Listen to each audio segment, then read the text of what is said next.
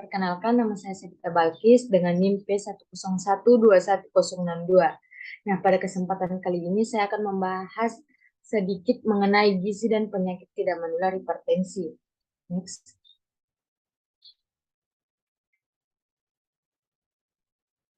Nah, pertama-tama kita masuk ke pengertian hipertensi, di mana menurut WHO ini hipertensi adalah suatu kondisi di mana pembuluh darah memiliki tekanan darah tinggi, yaitu tekanan darah sistolik di atas 140 mm air raksa atau tekanan darah diastolik di atas 90 mm air raksa. Nah, hipertensi ini juga berisiko menimbulkan berbagai macam penyakit seperti gagal jantung, jantung koroner, penyakit ginjal, dan stroke. Sehingga perlu diperhatikan penanganannya ini harus segera dilakukan sebelum komplikasi dan akibat buruk lainnya terjadi, seperti menurunkan umur harapan hidup si penderita. Next. Nah, prevalensi hipertensi, di mana menurut WHO ini mengestimasi saat ini prevalensi hipertensi ini secara global sebesar 22% dari total jumlah penduduk di dunia. Dari jumlah penderita tersebut, hanya kurang dari 1/5 yang melakukan upaya pengendalian terhadap tekanan darah yang dimiliki. Nah, prevalensi hipertensi ini tertinggi sebesar 27% terdapat di wilayah Afrika, sedangkan di Asia Tenggara itu berada di posisi ketiga dengan prevalensi sebesar 25% terhadap keseluruhan total penduduk. Next. Kita masuk ke etiologi hipertensi, atau bisa dibilang faktor-faktor yang mempengaruhi peningkatan tekanan darah sistol atau diastol. Yang pertama itu ada stres, di mana stres ini dapat meningkatkan tekanan darah sewaktu-waktu, di mana hormon adrenalin akan meningkat sewaktu kita stres dan bisa mengakibatkan jantung memompa darah lebih cepat sehingga tekanan darah pun akan meningkat. Nah, selanjutnya itu ada aktivitas fisik atau bisa dibilang kurangnya olahraga. Di mana kurangnya olahraga ini banyak dihubungkan dengan pengelolaan penyakit tidak menular karena olahraga istonik ini dapat menurunkan tahanan perifer yang akan menurunkan tekanan darah atau untuk si penderita hipertensi, dan olahraga ini dapat melatih otot jantung sehingga menjadi terbiasa apabila jantung harus melakukan pekerjaan yang lebih berat karena adanya kondisi tertentu seperti tiba-tiba kita melakukan pekerjaan berat, maka otot itu akan terbiasa karena sudah terlatih saat olahraga. Nah, selanjutnya itu kurangnya aktivitas fisik menaikkan risiko tekanan darah tinggi karena bertambahnya risiko untuk menjadi gemuk. Orang-orang yang tidak aktif cenderung mempunyai detak jantung lebih cepat dan otot jantung mereka harus bekerja lebih keras pada setiap kontraksi. Semakin keras dan sering jantung harus memompa,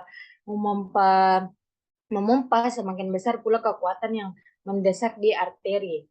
Nah, selanjutnya itu ada konsumsi Na berlebihan atau garam yang berlebihan, di mana mengonsumsi garam yang berlebih ini dapat mengurangi risiko terjadi konsumsi garam yang mengonsumsi garam ini dapat mengurangi risiko terjadinya hipertensi. Kadar sodium yang direkomendasikan itu tidak lebih dari 1000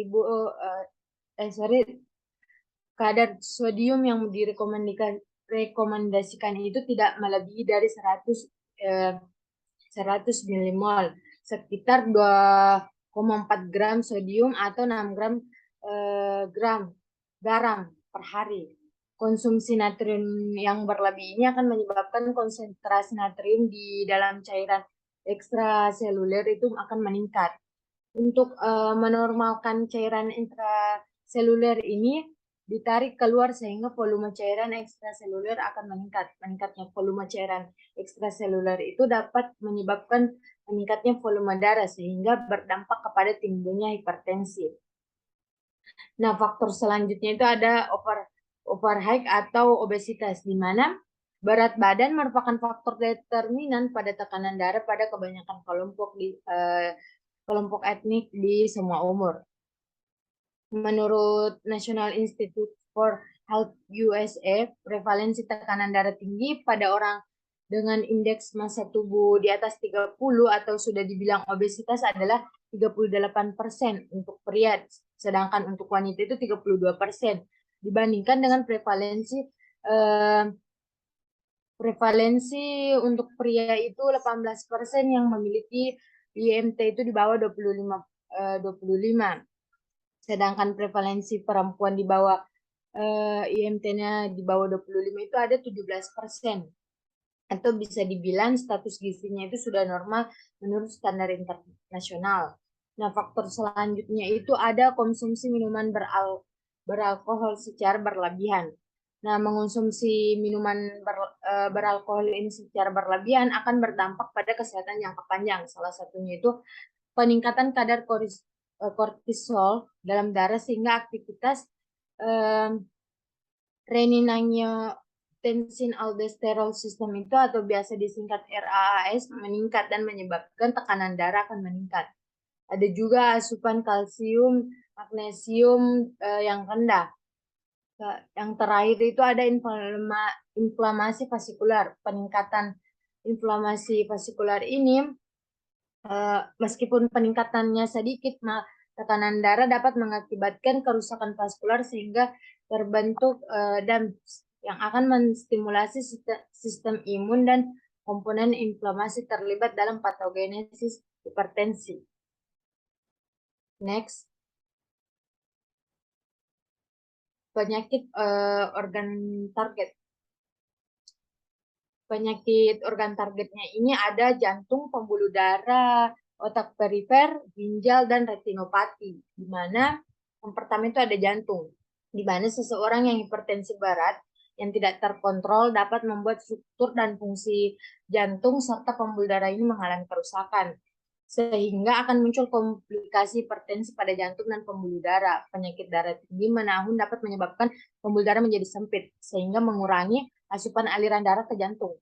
Kondisi ini dikenal sebagai penyakit jantung koroner atau PJK, atau bisa dibilang penyakit arteri koroner. Selanjutnya itu ada pembuluh darah otak perifer, di mana hipertensi ini merupakan salah satu faktor penyetus utama terjadinya kejadian stroke, baik stroke hemoragik ataupun iskemik. Hipertensi menyebabkan peningkatan tekanan darah perifer ini sehingga menyebabkan sistem hemodinamik ini yang buruk dan terjadilah penebalan pembuluh darah serta hipertrofi atau dari otot jantung.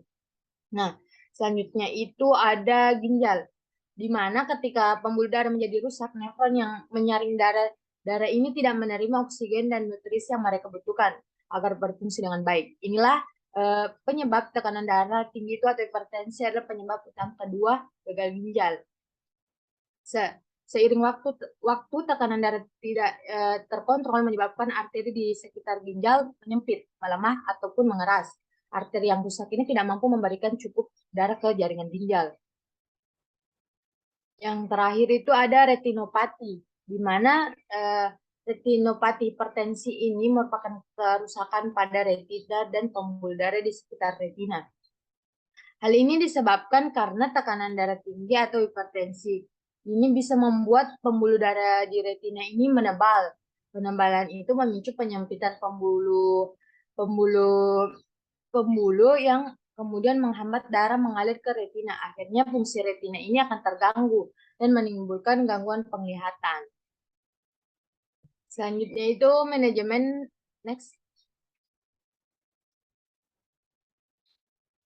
Manajemen gizi pencegahan hipertensi atau upaya gizi dalam pencegahan hipertensi. Yang pertama itu ada mengurangi berat badan, di mana tekanan darah ini akan meningkat saat berat badan meningkat. Kelebihan berat badan dapat menyebabkan gangguan pernapasan saat tidur, yang semakin meningkatkan tekanan darah. Penurunan berat badan ini merupakan salah satu perubahan gaya hidup yang paling efektif untuk mengendalikan tekanan darah.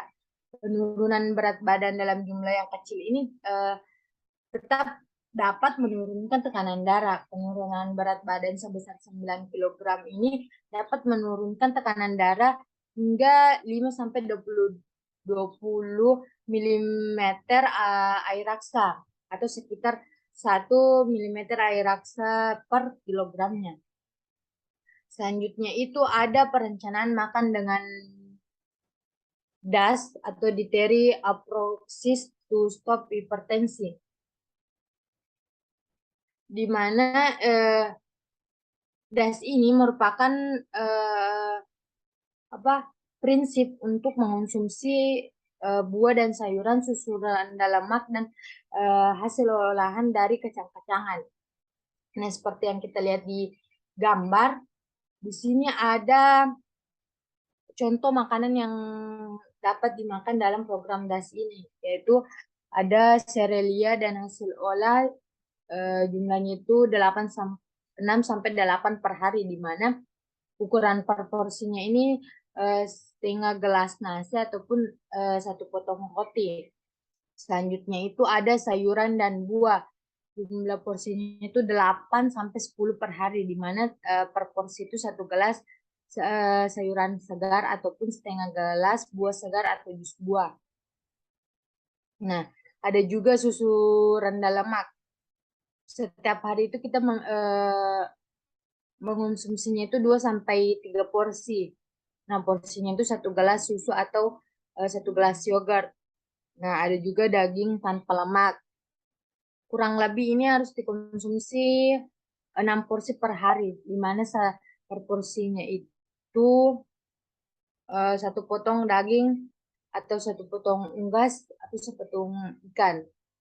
Ini ada kacang-kacangan, lemak, dan minyak. Jadi tubuh itu juga memerlukan lemak.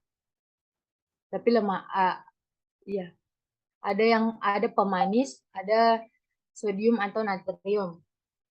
Nah, selanjutnya itu membatasi konsumsi garam, di mana garam banyak mengandung natrium. Asupan natrium itu hendaknya dibatasi sekitar 100 milimol atau 2 gram per hari, setara dengan 5 gram atau 1 sendok teh kecil, 1 sendok teh kecil garam dapur.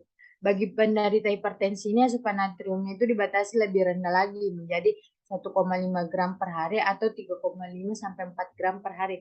Jadi meskipun tubuh ini membutuhkan natrium, tapi harus dibatasi juga. Selanjutnya itu membatasi minuman alkohol. Alkohol ini sangat berdampak dengan karbon monoksida, sehingga dapat meningkatkan keasaman darah dan darah menjadi kental yang menyebabkan jantung akan dipaksa bekerja lebih kuat agar darah yang sampai ke jaringan itu tercukupi. Nah, yang terakhir itu ada edukasi atau konseling diet. Nah, salah satu upaya dalam meningkatkan pengetahuan dan kemampuan individu dalam mencegah hipertensinya dengan konseling, di mana konseling ini salah satu bentuk pendekatan yang digunakan dengan asuhan gizi untuk menolong individu atau keluarga dalam mengatasi permasalahan yang dihadapi.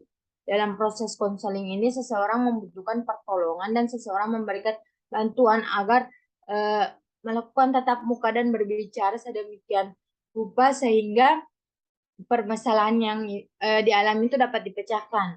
Nah, proses konseling gizi ini membutuhkan kombinasi antara keahlian dalam bidang gizi, fisiologi, dan psikologi untuk melakukan perubahan perilaku tentang makanan dan hubungannya dengan penyakit atau masalah gizi lainnya. Sebagai dasar dari keterampilan konseling ini adalah komunikasi yang baik menggunakan berbagai cara untuk dapat mempengaruhi seseorang ini dapat berperilaku hidup sehat. Mungkin itu saja yang sempat saya sampaikan mengenai gizi dan penyakit tidak menular hipertensi. Lebih dan kurangnya saya mohon maaf. Wassalamualaikum warahmatullahi wabarakatuh.